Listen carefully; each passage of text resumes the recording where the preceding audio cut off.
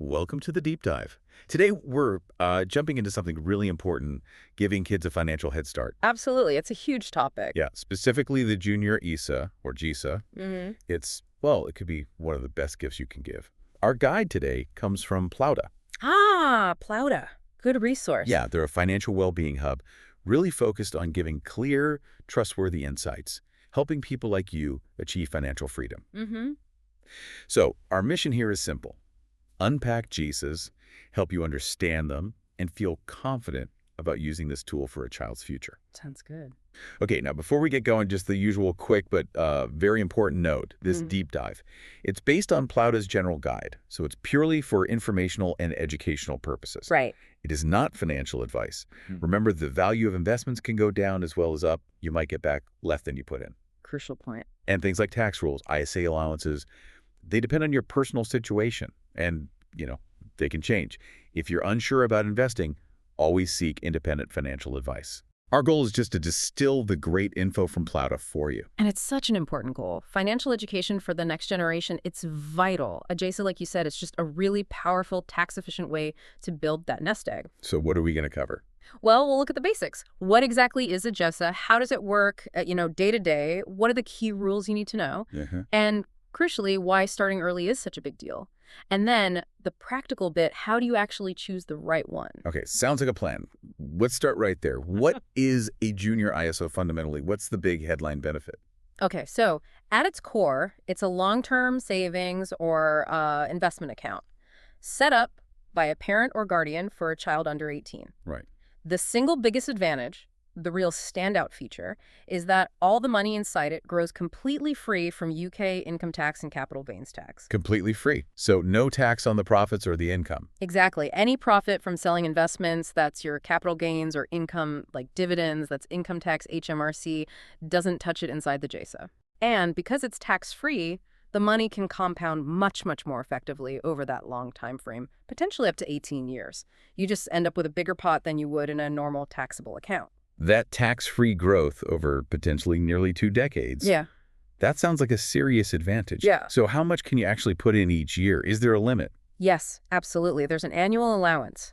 For this tax year, 2025-26, it's £9,000 per child. £9,000, okay. And what's really important is that this £9,000 is completely separate from your own adult ISA allowance, which is £20,000 right now. Good to know. So it doesn't eat into my allowance. Not at all. And another key thing, just to be clear, because it sometimes catches people out, the allowance resets every year on April 6th. April 6th, not the child's birthday. Exactly. It lines up with the tax year. Right, okay. That's a useful clarification. Now, the Plouta Guide mentions 2 types, cash JISAs and stocks and shares JISAs.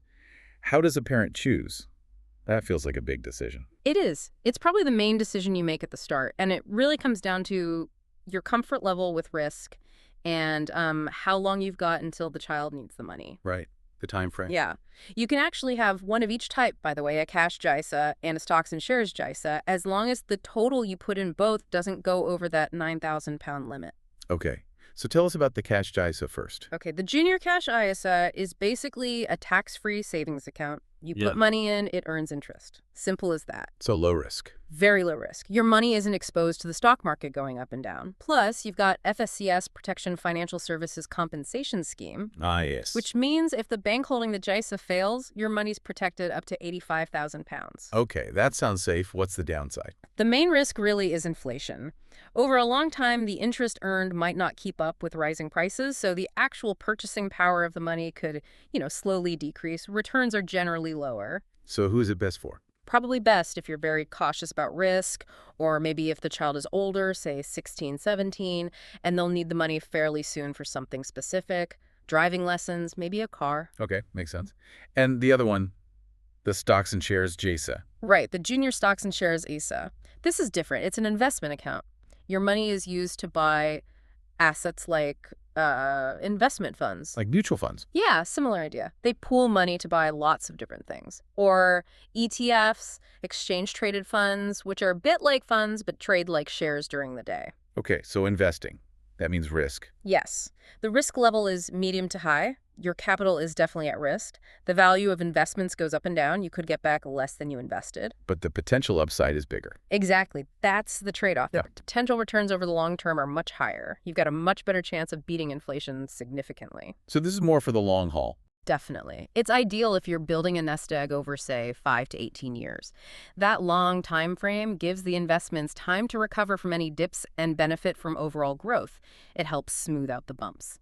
And what's Plauta's take on this choice? Well, their guide is quite clear. For a newborn or any young child with, 10, 15, 18 years ahead of them, a stocks and shares JISA offers the greatest potential for really meaningful growth. Because of that long time frame. Precisely. It gives compounding the best chance to work its magic and allows you to ride out that short-term market volatility. That makes sense. The longer runway helps. But I know some parents hear capital at risk and get understandably a bit nervous, especially for their child's money. Yeah. Any thoughts on that? It's totally understandable, but it's worth looking at the history.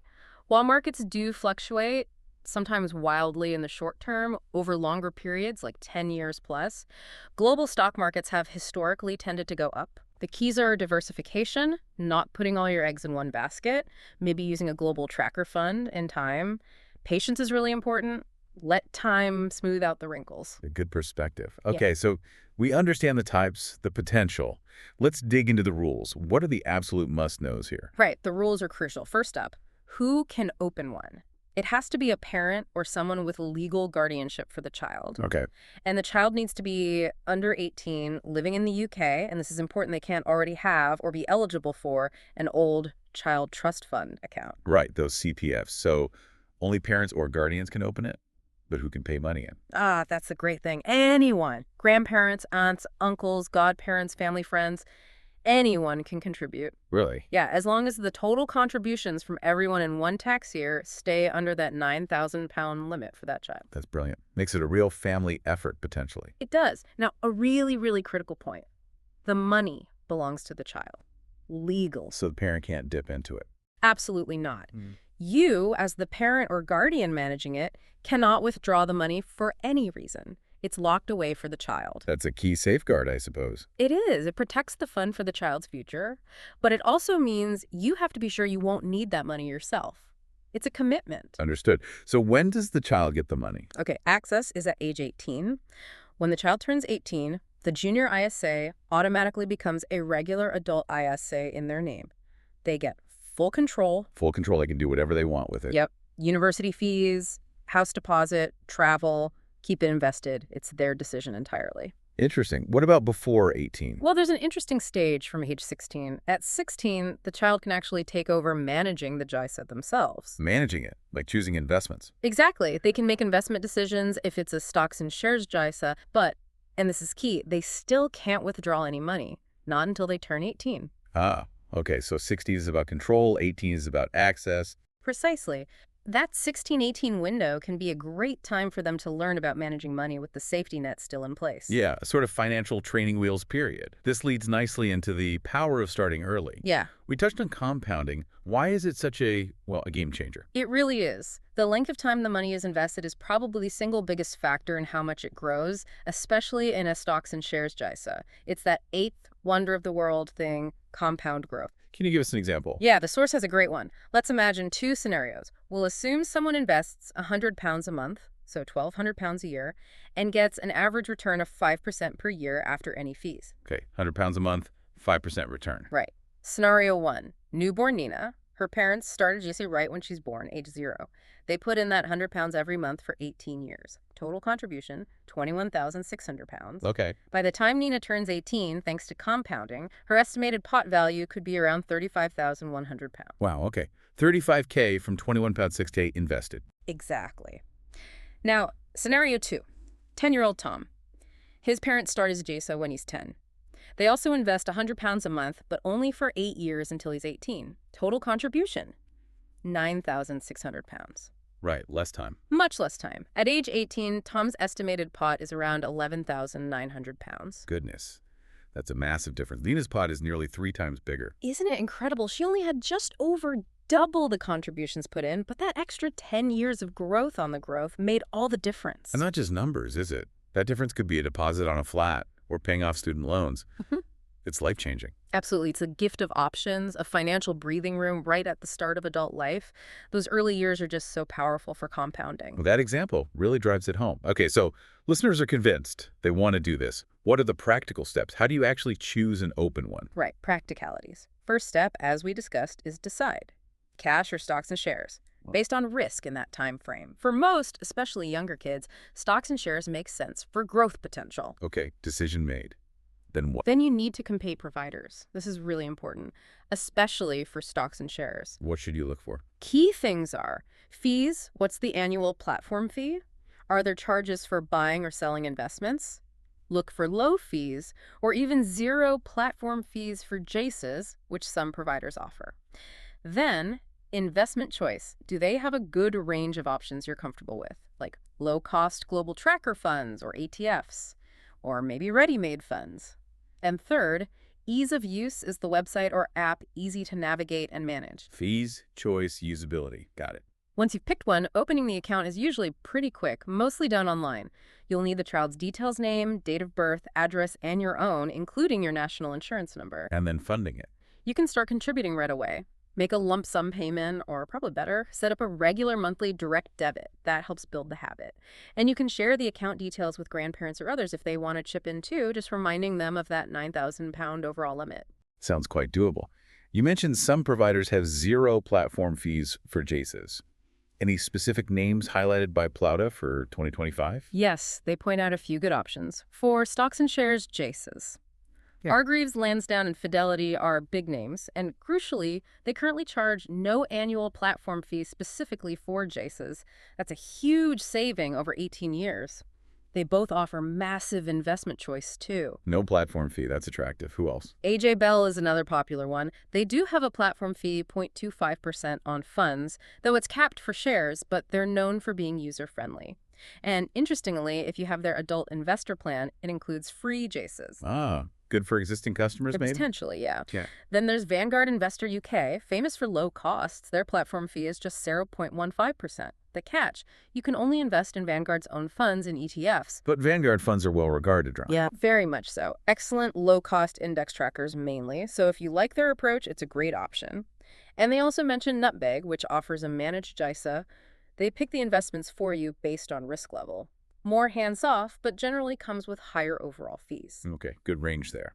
What about cash JISAs? For cash, the bad rates change all the time. Plouta notes that building societies like Coventry, Bath, and Skipton often have competitive offers.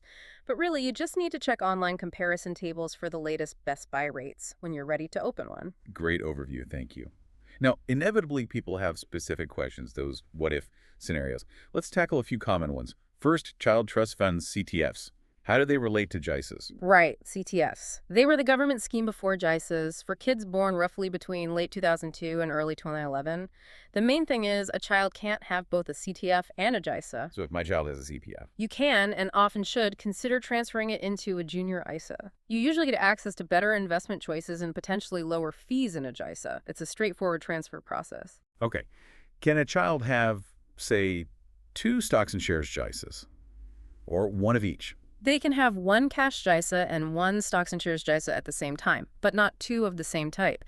And remember, the £9,000 limit applies across both accounts added together if they have 2. Got it. What happens if the family moves abroad? If the child stops being a UK resident, you can't make any new contributions to the JISA. But the good news is the account can stay open, and all the investments already in there continue to grow tax-free within that UK wrapper. You just can't add more money. That's helpful. What about choosing investments for a stocks and shares JISA? It seems daunting. Is there a best option? There's no single best because it depends on risk tolerance and goals. But a very common, sensible strategy for a long-term JISA is a low-cost, globally diversified index tracker fund, or ETF. Spreading the risk globally. Exactly. Invests in thousands of companies across the world. Simple, cheap, diversified. Or many platforms offer ready-made multi-asset funds, balanced for different risk levels. Those can also be a good, simple starting point. The key is often just getting started and being consistent. Makes sense. Can you move a JISA if you find a better deal later? Yes, definitely. You can transfer a JISA, cash, or stocks and shares from one provider to another whenever you like. Maybe you find lower fees or better service. Just make sure you use the official transfer process initiated by the new provider. Why is that so important? Because if you just withdraw the money and reinvest it yourself, you lose that precious tax-free wrapper. The official transfer keeps it all protected. Crucial tip. And a sensitive one. What if the parent who is the registered contact passes away? Yeah, it's an important question. If the registered contact, usually the parent who opened it, passes away, another person with parental responsibility for the child can apply to the JISA provider to take over managing the account. And the money itself? The money always, always remains the legal property of the child. It's safe and stays within the JISA for them. And just another quick reminder here, everything we're discussing is for your information and education. It isn't financial advice. Always best to chat with a qualified professional for advice tailored to you. Absolutely. Thanks for that. Okay, wow, we've covered a lot. Let's try and boil it down. Key takeaways from this deep dive on JISAs. What are the absolute highlights? Okay, let's summarize. First big one, tax-free growth. All the gains, all the income inside the JISA, completely free of UK tax. Huge benefit. Second, that £9,000 annual allowance per child. And it's totally separate from your own adult ISO allowance. Third, the choice. Cash JISA for safety, maybe older kids, stocks and shares. Definitely. And sixth, look closely at providers. Some big ones like Hargreaves, Lansdowne, and Fidelity currently charge 0 platform fees on JISAs, which makes investing really cost-effective. Excellent summary. And pulling this all together, Plouta, our source today, really aims to be that go-to hub for financial well-being, doesn't it? It does. Their mission seems to be about giving people clear, reliable info and tools to take control and build that financial freedom. Yeah, providing expert advice and guidance you can trust. And if you think about the bigger picture here, giving a child a JISA, especially one that grows substantially, it's not just about the money itself. What do you mean? Well, it's about giving them a foundation for independence, for making choices later in life without maybe the same financial pressures others might face. Imagine the possibilities, Beyond just helping with university or a house deposit, what could real financial independence achieved earlier mean for that young person, for their career choices, their ability to take calculated risks, maybe start a business? It's quite profound when you think about it. That's a powerful thought to leave people with. What could that head start truly unlock? So we really hope this deep dive into junior ISAs has been useful for you. Hope so too. If you found it helpful, please do give us a like, share it with friends or family who might benefit, and leave a comment. And of course, subscribe to the deep dive for more. You might also want to consider joining our financial wellness community. Yeah, keep the conversation going. And specifically on today's topic, if you've checked out Plouta or maybe used other financial well-being resources, let us know in the comments what you found particularly helpful or what stood out to you. Good question. Okay, one final time, the important bit. This discussion was purely for informational and educational purposes. It should not be taken as financial advice. Always, always seek professional guidance tailored to your specific circumstances. Thank you for diving deep with us.